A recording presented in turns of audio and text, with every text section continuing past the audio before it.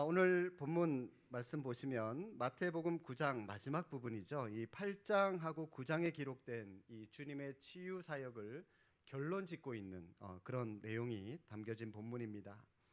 35절 말씀 한번 보실까요? 결론의 말씀을 이렇게 시작합니다. 예수께서 모든 도시와 마을에 두루 다니사. 우리 인간의 모든 필요를 직접적으로 찾아다니시는 주님의 성실하심을 읽을 수 있는 그런 구절입니다. 우리 주님은 인간의 연약함을 소극적으로 외면하시는 분이 아니라 오히려 더 적극적으로 나서십니다. 여기저기 돌아보시죠. 여기저기 찾아다니는 그런 분이심을 우리가 발견할 수 있는 구절입니다. 뿐만 아니라 중간에 보시면 모든 도시와 마을, 이 말로 표현되는 것처럼 우리 예수님을 필요로 하는 것이 굉장히 많구나라고 하는 것도 다시 발견할 수 있는 것 같습니다. 이렇게 주님의 손길을 필요로 하는 곳이 많이 있다라고 하는 거 여러분 뭘 의미할까요? 우리는 죄성을 가진 인간이기 때문에 사람이 살아가는 곳이라면 어느 도시, 어느 마을, 어느 공동체이든 어느 곳이든 문제 없는 곳이 없다는 겁니다. 나 예수 도움 필요 없어. 나 내 힘으로 교회 잘 다니고 나 내 힘으로 공부 잘하고 직장생활 잘하고 승승장구할 수 있어. 내 힘으로 충분히 할 수 있어. 이렇게 말할 만큼 문제가 없는 곳은 어느 곳에서도 없다라고 하는 것이죠. 여러분 2005년도에 이 미국의 남부 지역을 강타해 있었던 태풍 카트리나라고 하는 태풍 혹시 기억나십니까? 최고 시속 280km 굉장히 큰 강풍과 폭우를 동반한 초대형 허리케인입니다. 지금까지 미국 역사상 가장 큰 피해를 입힌 1등 태풍입니다. 많은 인명 피해가 있었고요. 더불어 이 주택 상가 완전히 침수가 되었고요. 이로 인해서 미국 남부 산업시설이 마비되었고 한동안 미국 경제가 침체가 되었고요. 뿐만 아니라 국제 유가가 상승하는 등 세계 경제에도 큰 영향을 끼쳤던 그런 태풍이었습니다. 미국 남부의 루이지애나 주의 대표적인 도시가 뉴올리언스라고 하는 그런 도시인데요. 그 도시의 80%가 물에 잠겼어요. 침수되었습니다. 우리나라로 치면은 우리나라의 대표가 서울이잖아요. 서울의 80%가 물에 잠겼다라고 하는 것과 똑같은 겁니다. 그런데 한쪽에서는 이런 태풍으로 인해서 고통하고 신음하고 있는데 또 다른 한쪽에서는 그런 일들을 볼모로 해서 빈 집을 약탈하고 빈 가게를 강도짓하고 강간하고 엄청난 우범 지역으로 바뀐 것을 볼 수가 있었습니다. 그때 그 일들과 관련해서 어느 신문에 이런 글이 올려져 있는 것을 본 적이 있습니다. 데드라인으로 어떤 문구가 있었냐면 태풍보다 사람이 더 무서웠다라고 하는 그런 데드라인이 있었고요. 그 밑에 부제로 긴급 투입된 주방위군이 폭도 사살권까지 부여받았다. 사람의 인권을 소중하게 여기는 그 나라가 군인들에게 총살해도 좋다, 사살해도 좋다, 그런 그 권세까지 부여해 줬다는 거죠. 저는 이 기사를 보면서 이해가 되지 않았어요. 여러분 미국이라는 나라가 어떤 나라입니까? 지금은 이미지가 많이 세계적으로 실추됐을지 모르겠지만 당시 2005년까지만 하더라도 선진국 중에 선진국이잖아요. 많은 세계의 여러 사람들이 인정하는 그런 나라였지 않습니까? 세계에서 가장 복지가 좋은 나라였고요. 질서의식이나 인권사상이 세계에서 가장 잘 확립이 된 그런 나라입니다. 그런 나라가 지금 어떤 일을 하고 있습니까? 아프리카나 후진국에서나 볼 수 있을 법한 그런 일들이 일어나고 있다는 겁니다. 여러분 이게 뭘 의미할까요? 저는 이런 사건을 보면서 느끼게 되는 것은 아무리 질서의식이 높고 아무리 교육의 질이 높고 아무리 인권사상이 높은 사람들이 모였다 할지라도 죄성을 가진 인간은 조금만한 틈이 보이면 그 틈을 계기로 어김없이 죄성을 펼쳐 보이는 것이 이게 인간이구나라고 하는 것을 저는 느끼게 되었습니다. 미국만이 아니라 여러분 이 교회도 마찬가지입니다. 부흥하고 있다는 좋은 교회와 그렇지 못한 교회와의 차이는 사실 50보 100보입니다. 이 도찐 개찐이라고 하는 말 여러분 아시죠? 도찐 개찐이에요. 죄인들이 모여 있는 교회이기 때문에 다 거기서 거깁니다. 조금 부흥하는 교회인 것 같은데 몇 년 지나고 나서 그 교회에 대한 기사를 보거나 소문을 듣게 되면은 그 교회가 분열되어 있어요. 그 교회가 싸우고 있대요. 상당히 시끄러운 소리들이 들리고 있는 교회들을 많이 보게 됩니다. 뿐만 아니라 가정도 마찬가지예요. 저는 목회를 하면서 많은 가정을 봤습니다. 어떤 가정은 그렇게 자상하고 그렇게 가정적이던 남편이 한순간에 외도를 하거나 도박을 해서 가정이 금방 무너진 그런 가정도 많이 봤어요. 그렇기 때문에 죄성을 가진 우리 인간이 거주하는 어느 곳에도 예수님의 도움 필요 없어요 라고 할 만큼 좋은 곳은 이 세상의 그 어느 곳에서도 결코 없다라고 하는 사실입니다. 다소 좀 어눌하고 2%가 부족하고 좀 연약해 보이고 그런 그런 우리 가정, 그런 우리 교회라고 할지라도 여러분 괜찮습니다. 이런 연약함이 오히려 주님의 도우심을 경험하는 도구가 된다는 사실을 기억하시기를 바랍니다. 여러분 가정 어려운 일이 있으신가요?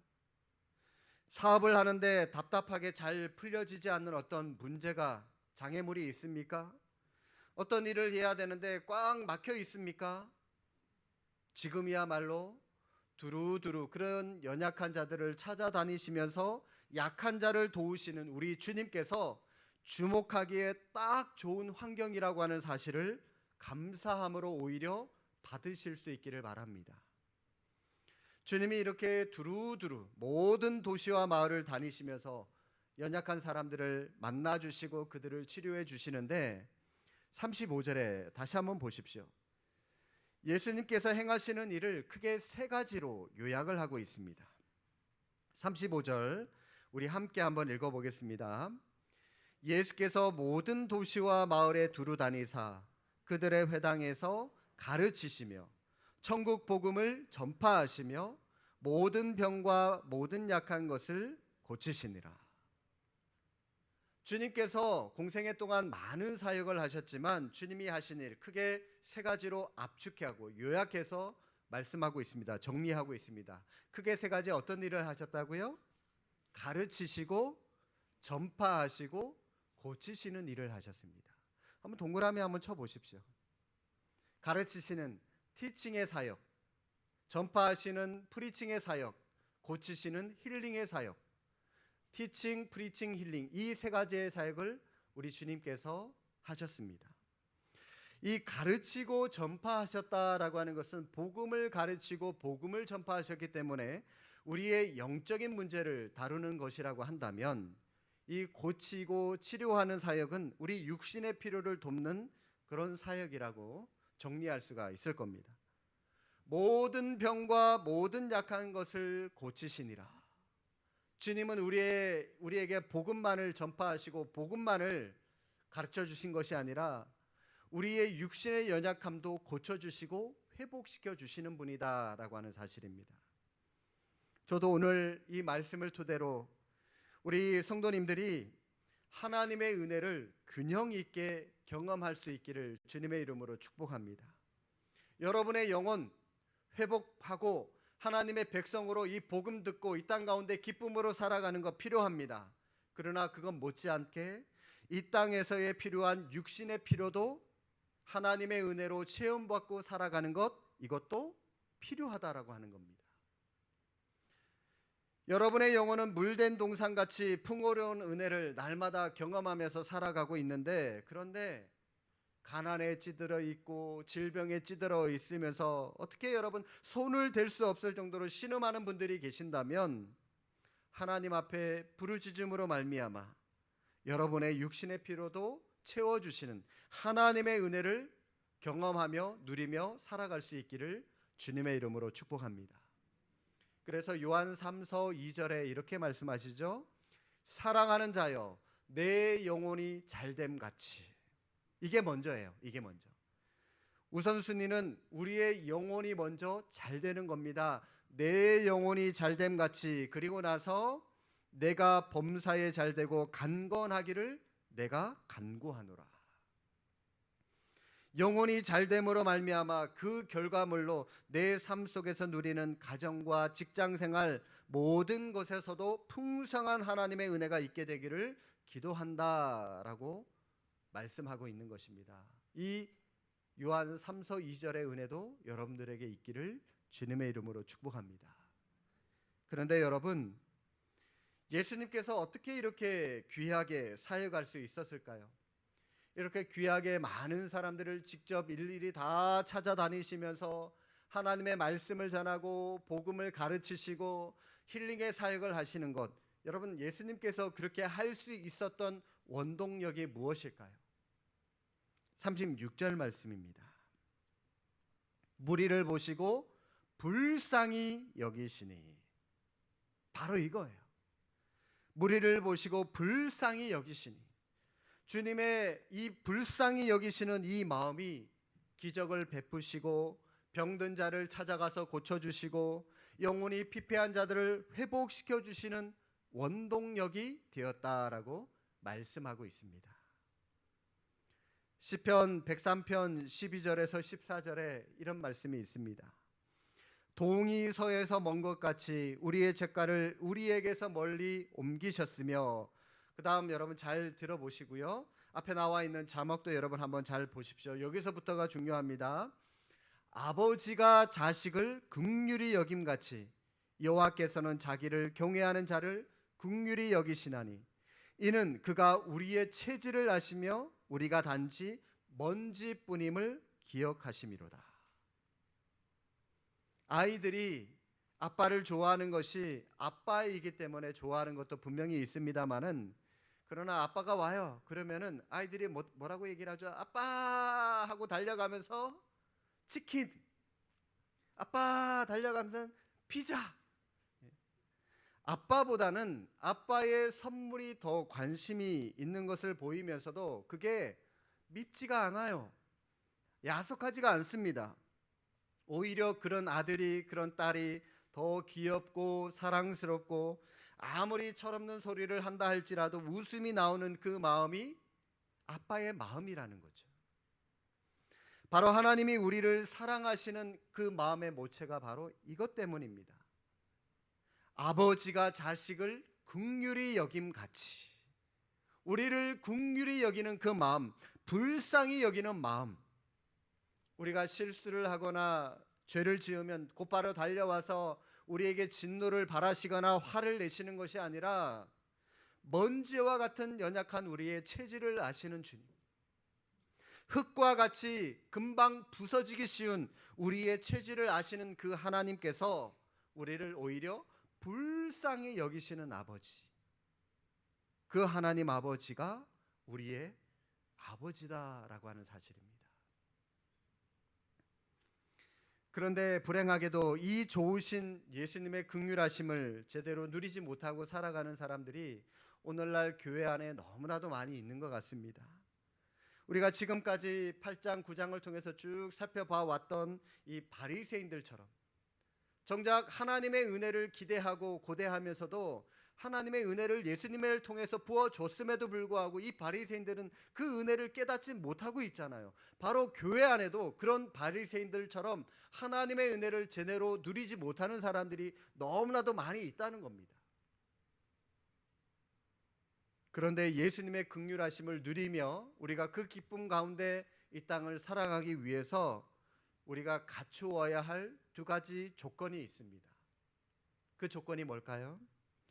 먼저 우리는 예수님의 긍휼하심을 누리기 위해서 회개함으로 주님 앞에 나아가는 것이 먼저 필요합니다. 먼저 뭐 하라고요? 회개부터 하셔야 됩니다. 회개. 잠언 28장 18절에 보니까 이런 말씀이 있습니다. 자기의 죄를 숨기는 자는 형통하지 못하나 죄를 자복하고 버리는 자는 불쌍히 여김을 받으리라. 어떤 사람이 하나님의 불쌍히 여김을 받을 수 있다고요? 죄를 자복하고 버리는 사람. 숨겨둔 죄를 자복하고 하나님 앞에 나와서 용서를 구하고, 하나님, 제가 주님을 사랑하지 않아서가 아니라 제가 연약해서 오늘도 죄를 지었습니다. 주님, 저를 불쌍히 여겨 주십시오. 그렇게 주님 앞에 죄를 자복하면 하나님께서 우리를 불쌍히 여겨 주신다라고 말씀하셨습니다. 오늘 본문의 말씀을 여러분들 책갈피로 좀 끼워 두시고요. 느헤미야 9장 말씀, 느헤미야 9장 말씀, 너무 헤매지 마시고요. 네, 너무 헤매지 마시고. 느헤미야 9장 27절 28절. 구약 성경 740쪽에 있습니다.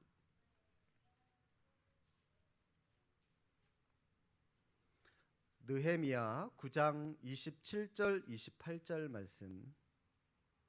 자, 우리 찾으셨으면 함께 한번 천천히 한번 말씀을 음미하면서 한번 읽어 보시겠습니다. 그러므로 주께서 그들을 대적의 손에 넘기사 그들이 곤고에 당하게 하심에 그들이 환난을 당하여 주께 부르짖을 때에 주께서 하늘에서 들으시고 주의 크신 긍휼로 그들에게 구원자들을 주어 그들을 대적의 손에서 구원하셨거늘 그들이 평강을 얻은 후에 다시 주 앞에서 악을 행함으로 주께서 그들을 원수들의 손에 버려두사 원수들에게 지배를 당하게 하시다가 그들이 돌이켜 주께 부르짖음에 주께서 하늘에서 들으시고 여러 번 주의 긍휼로 건져내시고. 자, 여러분 형광펜이나 볼펜 가지고 계시면 마지막 줄 한번 쫙 쳐보실까요? 주께서 하늘에서 들으시고 여러 번 주의 긍휼로 건져내셨다라고 하는 부분 중요하죠. 자, 여러분 이 27절과 28절 말씀을 머리로 한번 그려보십시오. 어떤 상황이죠? 백성들이 지금 하나님 앞에 범죄했습니다. 범죄하니까 하나님이 진노하셔서 그들에게 악한 사람을 옆에 붙여주셔서 그들을 막 괴롭혀요. 징계를 내리셨습니다. 그러니까 이 백성들이 너무 괴로운 겁니다. 그래서 하나님께 용서를 구하여 회개 기도하는 자를 불쌍히 여기시는 하나님이 그 백성을 불쌍히 여기시고 모든 문제를 해결을 해 주십니다. 그래서 편안해졌어요. 편안해지면은 그걸로 끝인가요? 또 금세 완악한 마음이 들어서 하나님의 약속, 하나님의 사랑을 금세 다 잊어버리고 또 하나님 앞에서 범죄합니다. 하나님이 또 사람들을 붙여서 그 사람을 징계합니다. 또 잘못했다고 용서 구하는 그를 하나님이 용서를 해주시고 또 편안해집니다. 이거는요, 지금 이 느헤미야 9장에 나오는 이 말씀뿐만이 아니라 사사기에 나오는 이 전반적인 패턴이에요. 범죄했습니다. 징계받았습니다. 회개했어요. 하나님이 또 용서해 주셨어요. 이게요, 사이클처럼 계속해서 뺑글뺑글 돌아가는 게 이게 우리 인생이에요. 죄를 짓고 징계받고 회개하고 용서받고 또 죄 짓고 징계받고 회개하고 용서받고, 이게 사이클이에요. 우리 인생입니다. 그런데 많은 분들이 이렇게 말씀하는 분이 있습니다. 목사님, 아니 하나님께 용서를 구하는 것도 한두 번이지 어떻게 이제는 염치가 없어서 하나님께 더 이상 내 죄 용서해 달라고 기도하지 못할 것 같아요. 다시는 안 그러겠다고 약속을 했는데 이 염치가 있어서 구해야지 똑같은 회개 또 못하겠습니다 라고 말씀하는 분을 제가 그 말을 들어본 적이 있습니다. 그런데 아니에요. 하나님을 몰라서 그렇게 말씀하시는 겁니다. 우리를 대하는 부모님이 우리를 항상 이런 식으로 대하니까 거기에 대한 고정관념이 있어서 그렇게 우리 하나님을 생각하시는 거예요. 우리 육신의 부모님이 우리를 어떻게 대합니까? 아무리 사랑하는 부모라고 할지라도 우리가 잘못을 하면은 처음에는 부모님이 이렇게 말씀하시죠. 너 다시는 그러지 마.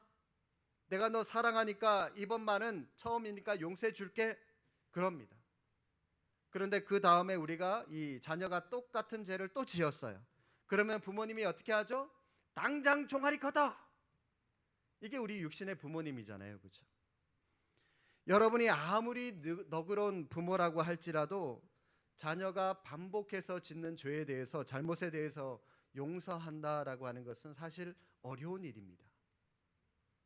이런 인간적인 고정관념으로 하나님 앞에 우리가 나아오니까 우리 하나님도 우리 부모님과 똑같이 나를 그렇게 대하실 거야. 그런데 여러분, 아닙니다. 오늘 여러분 이 느헤미야 9장 28절 하반절에 뭐라고 말씀하고 계시죠? 하나님은 하늘에서 들으시고 여러 번 주의 긍휼로 건져내셨다. 우리를 건져내셨다. 한 번이 아니라 여러 번, 수도 없이. 하나님 앞에서 이것 때문에 우리가 체면불고하고 하나님께 구하는 겁니다. 구할 수 있는 겁니다. 하나님, 제 마음이 약한 것, 제가 연약한 것, 하나님 불쌍히 여겨 주십시오. 새벽마다, 기도회마다, 혹은 여러분 개인 기도 시간마다 하나님의 긍휼하심을 기대하면서 그때마다, 왜요? 우리가 하나님 앞에 용서를 구하면 그때마다 하나님은 항상 용서해 주시거든요. 그것 믿고 우리가 하나님께 날마다 회개하며 나아가는 모습이 우리에게 제일 먼저 필요하다라고 하는 사실입니다. 예수님의 긍휼을 누리기 위한 또 다른 하나는, 우리가 하나님 앞에 긍휼하심을 받으려면 우리가 먼저 다른 사람을 긍휼히 여기는 모습이 우리에게 있어야 한다라고 하는 겁니다. 마태복음 5장 7절, 우리가 산상수훈 공부할 때 여러분들이 읽어서 아시겠지만 이렇게 말씀하시죠. 긍휼히 여기는 자는 복이 있나니 그들이 긍휼히 여김을 받을 것이며. 자, 여러분, 이 말을 부정적으로 한번 뒤집어서 읽으면 어떻게 읽을 수 있을까요? 긍휼히 여기지 않는 자는, 자, 긍휼히 여기는 사람이 복이 있으니까 긍휼히 여기지 않는 자는 뭐가 있을까요? 화가 있겠죠. 긍휼히 여기지 않는 자는 화가 있나니 그들이 긍휼히 여김을 받지 못할 것이다 라고, 이렇게 이 말을 부정적으로, 역설적으로 바꿀 수가 있을 겁니다. 내가 내 주변 사람을 긍휼히 여기면 그 순간부터 하나님의 긍휼의 물꼬가 트이는 거예요. 내가 다른 사람들을 긍휼히 여기면 하나님도 그때부터 나를 긍휼히 여겨 봐 주시는 겁니다. 내가 다른 사람들을 긍휼히 여기지 않으면 하나님도 나를 긍휼히 여겨주지 않으신다는 겁니다. 베드로전서 4장 8절에 이런 말씀이 있죠. 무엇보다도 뜨겁게 서로 사랑할지니 사랑은 허다한 죄를 덮느니라. 사랑은요, 허다한 죄, 허다한 허물을 다 덮는다라고 말씀합니다. 사랑 하나면 끝이다, 바로 그 말씀이에요. 여러분, 이 결혼제도라고 하는 것이 어떤 의미에서는 상당히 위험한 제도인 것 같아요. 허다한 허물을 가진 남자와 허다한 허물을 가진 여자가 만나서 살아가는 것이 바로 결혼이잖아요. 그런 허물들이 많음에도 불구하고 결혼 생활이 유지되고 있다는 그 자체가 바로 기적인 것 같고 하나님의 은혜인 것 같아요. 예전에 어떤 연예인은 9년을 연애를 했는데, 그래서 결혼을 했습니다. 그런데 1년 만에 이혼을 한 그런 연예인이 있었어요. 9년을 연애하면서 마치 이 진짜 부부처럼 서로 사랑하지 않았을까요? 9년 동안 상대방의 허물도 다 파악을 해서 내가 그 사람의 허물까지도 기꺼이 다 수용을 해주마, 그런 마음으로 결혼을 했을 텐데, 그런데도 이혼을 했더라고요. 그게 인간입니다. 대충 사랑하는 인간의 마음으로는 그 허물을 다 덮을 수 없습니다. 뜨겁게 사랑하는 거예요. 뜨겁게. 주님께서 우리를 위해서 십자가에서 자기 몸을 내어준 그 주님의 사랑, 그 뜨거운 사랑으로 우리가 주님을 사랑하고 우리의 믿음의 형제들, 여러분 가족들, 식구들, 성도들 사랑해라. 허다한 허물을 덮을 수 있을 만큼 뜨겁게 사랑하는 거예요.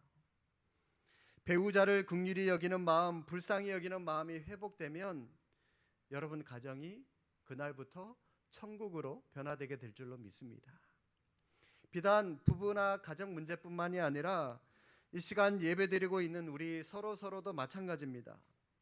여러분들이 저는 여러분들을, 서로가 서로를 긍휼히 바라봐 주시고 제가 좀 실수하더라도 아이 사람인데 뭐 그러실 수 있지, 그럴 수 있지, 이해해 주시고 품어 주시고, 우리 장로님들 서로서로가, 권사님들 서로서로가, 집사님들 서로서로가 주님의 긍휼하심으로 용서하는 역사가 이 시간 일어날 수 있기를 주님의 이름으로 축복합니다. 용서가 강물처럼 흐를 때 거기에 주님의 긍휼하심이 흘러 넘치게 되는 것입니다. 패러다임 시프트라고 하는 그런 경제 용어가 있습니다. 우리말로는 발상의 전환, 생각의 전환이라고 하는 말인데 아마 직장 생활 하시는 분들은 많이 들어본 그런 용어일 겁니다. 예전에 제가 사역을 했었던 어떤 교회에 한 청년이 있었는데, 남자 청년입니다. 이 사람이 상식을 벗어나서 이 도가 지나칠 정도로 교회를 비난하고 목사와 장로를 대놓고 비난하고 욕하는 그런 남자 청년이 있었어요. 교회는 죄인들이 모여 있는 곳이라서 이럴 수도 있고 저런 일이 있을 수도 있어. 그러니까 네가 이해하고 너그러운 마음으로 그렇게 신앙생활하고 그렇게 품자. 온갖 뭐 별의별 사탕 발린 말을 해도요, 뭐 저런 사람이 있나 싶을 정도로 교회 비난하는 것을 멈추지를 않더라고요. 그런데 이제 제가 마음을 바꿔서, 아니 자기도 그래도 나름대로 신앙생활 하겠다고 교회를 나오는 친구인데 도대체 왜 저 사람이 저렇게까지 할까 하고 이유를 한번 알아봤더니, 이 사람이 어느 시골 교회의 굉장히 작은 교회의 목사 아들이었어요. 어려서부터 목회하시는 아버지 밑에서 어려운 일을 굉장히 많이 당했던 것 같아요. 교회 사정이 시골 교회다 보니까 사정이 경제적으로 좋지 않다 보니까 이 목사님께 뭐 사례도 제대로 드리지도 못했던 것 같고, 자신의 학비는커녕 식구들의 생활비도 교회에서 제대로 잘 마련을 해주지 않았던 데다가 교인들로부터 인격적인 대우도 제대로 받지 못했던 것 같아요. 그런 일들이 쌓이다 보니까 상처가 된 거예요, 그 친구에게. 그래서 교회와 목사, 중직자들에 대해서 좋지 않은 면만 볼 수밖에 없었던 거죠. 그 청년의 사연을 알게 되니까 그때부터 그 청년이 미워지기보다는, 아, 제가 저것 때문에 저렇게 애가 상처를 받아서 저렇게 된 거구나. 그때부터는 긍휼한 마음이 들더라고요. 치근한 마음이 들더라고요. 우리는 한 사람의 잘못한 그 일을 놓고 그것만을 가지고 그 사람을 평가하고 그 사람을 비난하고 정죄하는 잘못을 저지르고 있는데, 여러분 조금만 더 넓게 그 사람의 삶 전체를 한번 보시기를 바랍니다. 그 사람의 살아온 삶 전체를 보면은 어느 누구도 함부로 그 사람을 쉽게 판단하거나 정죄할 수 없어요.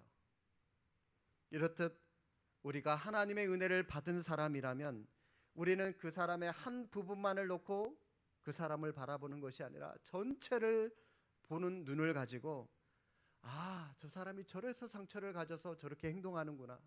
내가 가서 품어줘야 되겠다. 이렇게 품어줄 줄 아는 모습, 그래야 그 사람이 일어설 수 있어요. 이런 모습이 우리에게 있어야 하는 겁니다.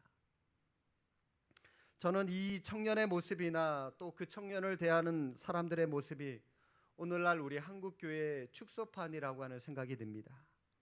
교회 안에 상처받은 사람들 참 많이 있더라고요. 신방 가면 상처받지 않은 사람 없어요. 이 사람은 이래서 상처받았다 그러고 저 사람은 저래서 상처받았다 그러고, 저도 그 상처받은 사람들 때문에 저도 또 상처받고 오고 그러는데 다 온갖 상처받은 사람들 많죠. 병원에 아픈 사람들이 많은 게 정상인 것과 마찬가지로 교회에는 성격에 모가 나고 갈고리 같은 마음을 가지고 시비를 거는 사람들 많아요. 그게 교회고 그게 정상입니다. 문제는 그런 사람들을 우리가 대할 때 어떤 패러다임을 가지고 어떤 생각을 가지고 그 사람들을 대할 것인가, 바라볼 것인가, 이게 문제죠. 아, 저 사람 내면에 어릴 때부터 상처받지 못한 그런 아픔이 있어서 저러는 거구나. 저거 내가 품어줘야 되겠다. 저거 내가 가서 사랑해줘야 되겠다. 이런 모습이 우리에게 필요하죠. 저는 오늘 아내가 남편을, 남편이 아내를, 부모가 자녀를, 자녀가 부모를 새로운 패러다임으로 서로가 서로를 바라볼 수 있기를 바랍니다. 남편이 아내를 함부로 대하는 그 내면에는 치유되지 않은 어떤 상처가 있어서 그런 거예요. 아내가 남편에게 잔소리하고 바가지를 긁어대는 그 이면에는 사랑받고 싶어요. 여보, 나 좀 사랑해 주세요. 그 아내의 음성을 들을 수 있어야 되는 겁니다. 고부간의 갈등을 겪는 분들 우리 가운데 혹 계실지 모르겠습니다. 여러분, 시어머니 이해하셔야 돼요. 연세는 드시고 한 가정의 주도권을 쥐고 있던 그 어머니의 힘이 점점 빠지고 모든 것을 다 내려놓고 나니까 허하셔서 그런 겁니다. 그렇게라도 간섭하지 않으면 견딜 수 없어 하는 시어머니의 마음을 이해하셔야 돼요. 여러분의 며느리도 용서하는 은혜가 있기를 바랍니다. 아직 젊고 철이 없어서 그럴 수도 있는 거죠. 이해하셔야 돼요. 사랑하는 성도 여러분, 주님의 긍휼하심이 우리에게 있게 하기 위해서 회개하는 마음으로 주님 앞에 이 시간 다시 한번 나아갈 수 있기를 바랍니다. 그리고 십자가에서 죽기까지 우리를 사랑하신 주님의 사랑으로 우리가 주님을 사랑하고 또 서로가 서로를 그 사랑으로 바라볼 때 우리 안에 끊어졌던 예수 그리스도의 긍휼하심이 회복되는 은혜가 있게 될 줄로 믿습니다. 그래서 주님의 긍휼하심을 날마다 경험하며 살아가면서 그로 말미암아 우리의 심령이 물된 동산과 같은 주님의 풍요로운 은혜를 날마다 경험하면서 살아가는 저와 여러분이 될 수 있기를 주님의 이름으로 축복합니다. 기도하겠습니다.